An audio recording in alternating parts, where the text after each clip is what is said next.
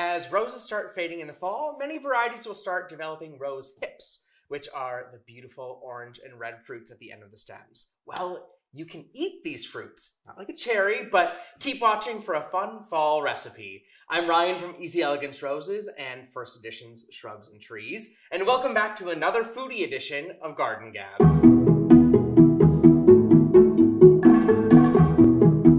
Roses like Lottie's Love and Oscar Peterson develop absolutely beautiful rose hips in fall. They're ornamental, so you can leave them on your shrub to add some fall color to the garden, or you can use those vitamin C rich hips for jelly, jam, tea, cookies, or even a rose hip liqueur.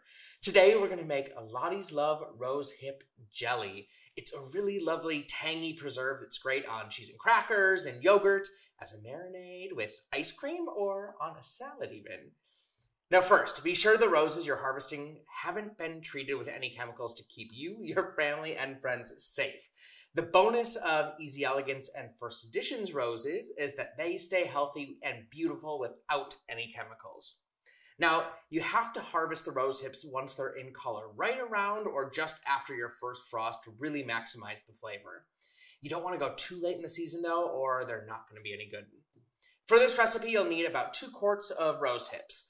All you need is the rose hip itself, so don't cut any stems or leaves, and once they're collected, rinse them off and then add to a stainless steel or non-reactive pot with 6 cups of water.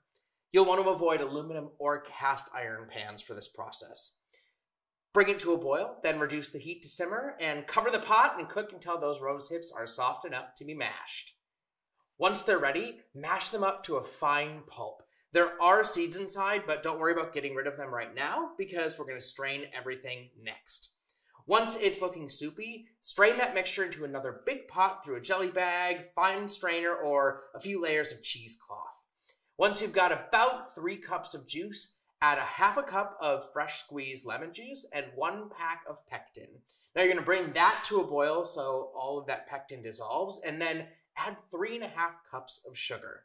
Once that is dissolved, add a 1/4 teaspoon of butter, bring it to a hard boil for 1 minute, then pull it off of the heat and pour it into sterilized canning jars.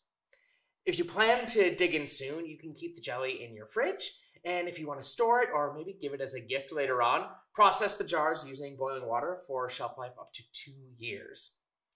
I hope that you enjoyed this fun take on enjoying roses in the fall. If you try this at home, be sure to share photos of your rosehip jelly, and don't forget to like and share this video, and of course, subscribe for lots more content coming your way soon. Thank you so much for watching, and we'll see you next time on Garden Gab.